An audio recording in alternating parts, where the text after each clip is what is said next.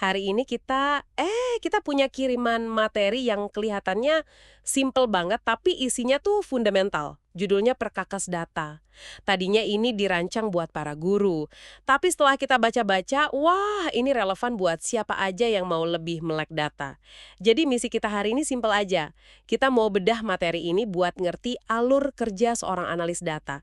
Gimana sih caranya ngubah tumpukan angka yang tadinya bisu, yang nggak berarti apa-apa, menjadi sebuah pengetahuan yang bisa berbicara dan memandu keputusan-keputusan penting. Kita bakal lihat perkakas apa aja yang jadi fondasinya dan kenapa skillnya itu jadi semacam superpower di zaman sekarang. Betul.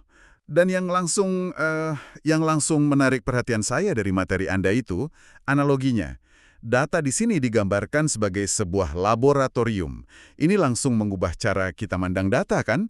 Bukan lagi sebagai, ya ampun deretan angka yang bikin pusing dan harus dihitung benar-benar, tapi sebagai sebuah ruang bermain. Tempat kita bisa bereksperimen, bertanya, nguji hipotesis, dan akhirnya ya nemuin sesuatu yang baru. Ini soal penemuan, bukan cuma aritmatika. Oke, laboratorium data. Saya suka banget istilah itu. Mari kita mulai siapin lab kita deh.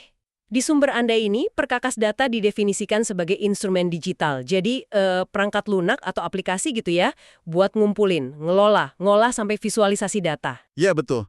Intinya, alat apapun yang bisa ngubah data mentah jadi wawasan. Nah, pintu masuk ke dunia ini menurut materi Anda, itu sesuatu yang kita semua pasti pernah lihat, bahkan mungkin pakai tiap hari. Spreadsheet atau aplikasi pengolah angka. Ya, dan ini menarik buat dipertanyakan, kenapa sih spreadsheet kayak Excel atau Google Sheets itu masih dominan banget setelah puluhan tahun? Padahal kan banyak alat canggih lain. Jawabannya ada di strukturnya yang sederhana tapi memaksa. Struktur sel, baris, dan kolom itu maksa kita buat mikir terorganisir dari detik pertama. Anda harus mutusin, oke, tiap baris ini buat satu pelanggan, terus tiap kolom ini atributnya, nama, tanggal beli, jumlah belanja. Gitu kan? Jadi ini bukan cuma soal masukin data aja ya, tapi ini latihan disiplin berpikir. Bahkan sebelum satu angka pun masuk, kita udah dipaksa bikin kerangka berpikirnya. Ini kayak koki yang harus siapin semua bahan di wadahnya masing-masing, mise en place, sebelum mulai masak. Kalau dari awal udah berantakan, wah hasilnya pasti kacau.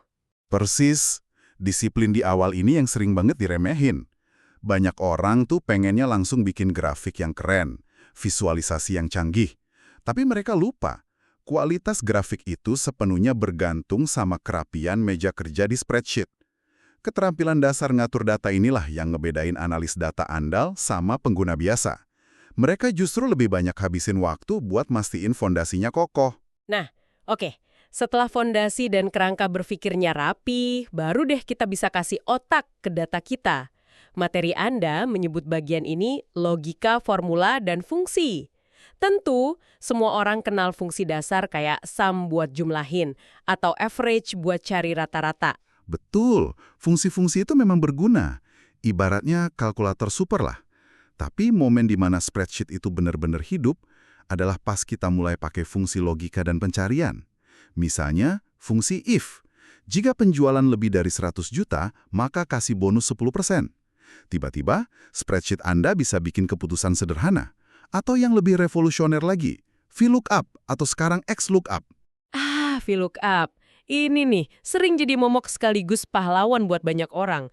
Kenapa sih fungsi ini dianggap penting banget? Karena VLOOKUP itu yang menyubah spreadsheet dari sekedar daftar statis menjadi bisa dibilang basis data relasional yang sederhana. Coba bayangin, Anda punya dua tabel kepisah. Satu isinya data penjualan dengan ID produk. Satu lagi, daftar produk lengkap dengan nama dan harganya. Tanpa VLOOKUP, Anda harus gimana?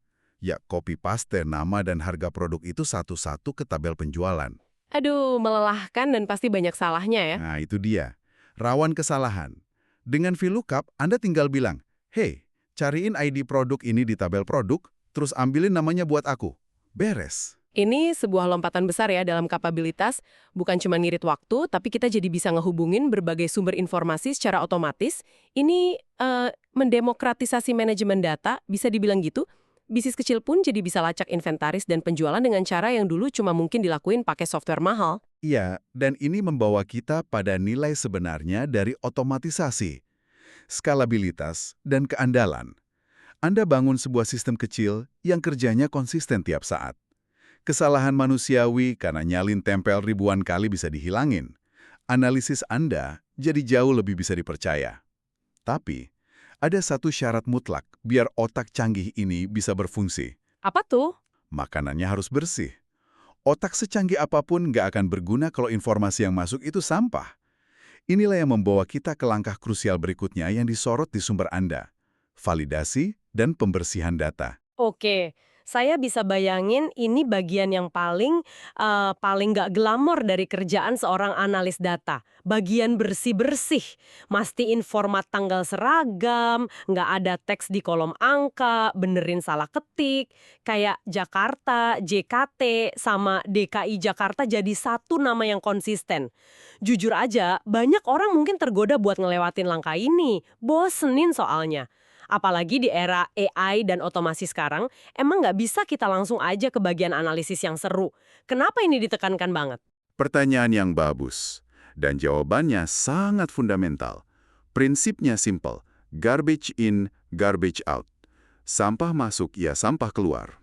Analisis Anda itu cuma akan seakurat data yang Anda pakai. AI secanggih apapun bakal bingung kalau datanya tidak konsisten. Dan ini bukan cuma teori loh. Ada kasus terkenal di sebuah perusahaan retail besar yang salah prediksi permintaan produk selama setahun penuh. Kerugiannya jutaan dolar. Setelah diinvestigasi, sumber masalahnya sepele. Kolom tanggal mereka kecampur antara format Amerika, bulan hari tahun, sama format Eropa, hari bulan tahun. Komputer salah baca tanggal 1 Februari 12 sebagai 2 Januari 21. Wow. Kesalahan kecil, dampaknya masif secara finansial. Disitulah letak pentingnya bersih-bersih ini. Ini soal integritas dan tanggung jawab seorang analis. Oke. Itu contoh yang kuat banget. Jadi, kerjaan bersih-bersih ini bukan tugas rendahan ya. Justru ini bagian dari manajemen risiko, mastiin fondasi bangunan wawasan kita itu nggak rapuh. Tepat. Seorang analis data profesional itu mungkin menghabiskan 60-70% waktunya cuma buat bersihin dan nyiapin data. Bagian analisisnya sendiri seringkali lebih cepat. Oh ya, Iya, itu nunjukin betapa vitalnya langkah ini. oke. Jadi setelah kita susah payah mastiin data kita terorganisir, punya otak berupa formula, dan yang paling penting, bersih dan terpercaya, barulah kita bisa lakuin hal yang paling seru, bikin data itu berbicara. Dan cara paling cepat buat lakuin itu adalah dengan membuatnya terlihat. Ini membawa kita ke bagian favorit saya, visualisasi data. Saya bilang favorit karena saya pernah ngerasain sendiri kekuatannya. Dulu saya pernah berjam-jam natap tabel angka penjualan. Ribuan baris dan nggak nemu pola apa-apa. Bikin mata jereng aja. Tapi begitu saya ubah data itu jadi grafik garis sederhana, tiba-tiba jereng! Kelihatan jelas ada lonjakan penjualan yang konsisten tiap Sabtu sore. Sebuah wawasan yang tadinya kelelap, muncul dalam sekejap mata. Nah, pengalaman Anda itu ngejelasin dengan sempurna kekuatan visualisasi. Ini bukan soal estetika atau bikin laporan jadi cantik aja. Ini adalah alat analisis yang manfaatin cara kerja otak kita. Otak manusia kan mesin pengenal pola yang luar biasa, tapi kita jauh lebih jago ngenalin pola visual daripada pola numerik. Sebuah grafik yang bagus itu menerjemahkan kompleksitas angka jadi kejelasan visual yang bisa kita proses dalam hitungan detik. Jadi sumber Anda nyebutin beberapa contoh klasik ya. Grafik garis, diagram batang, sama pie chart. Masing-masing punya perannya sendiri kan? Tentu, grafik garis kayak contoh Anda tadi bagus banget buat nunjukin tren seiring waktu. Diagram batang itu ampuh buat ngebandingin jumlah antar kategori. Misal, penjualan per produk.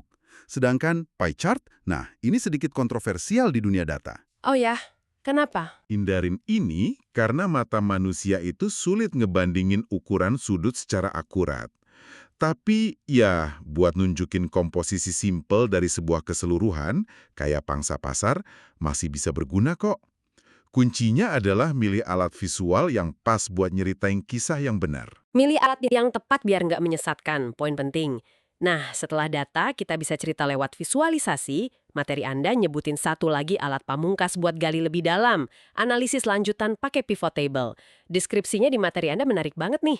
Merangkum dan mengelompokkan ribuan data besar hanya dalam beberapa klik. Kedengarannya kayak sihir ya. Emang salah satu alat paling kuat dan mungkin paling kurang dimanfaatin dalam spreadsheet. Kalau spreadsheet biasa itu memungkinkan Anda melihat data.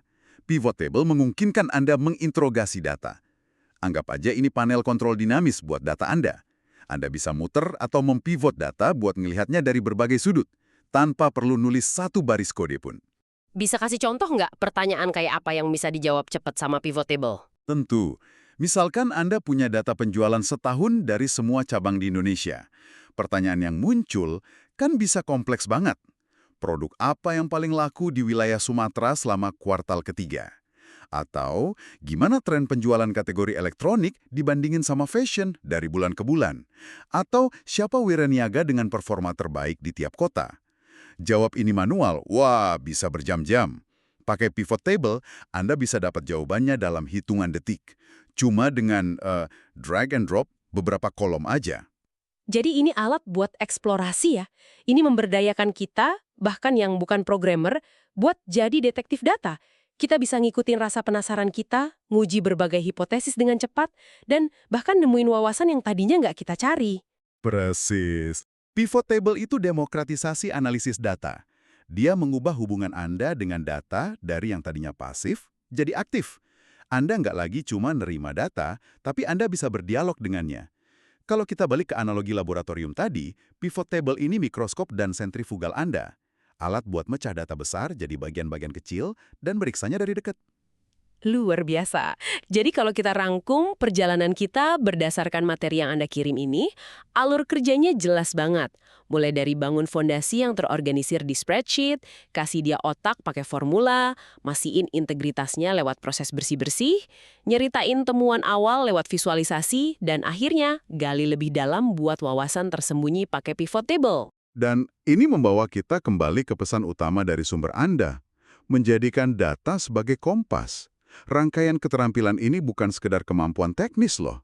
Ini perubahan pola pikir.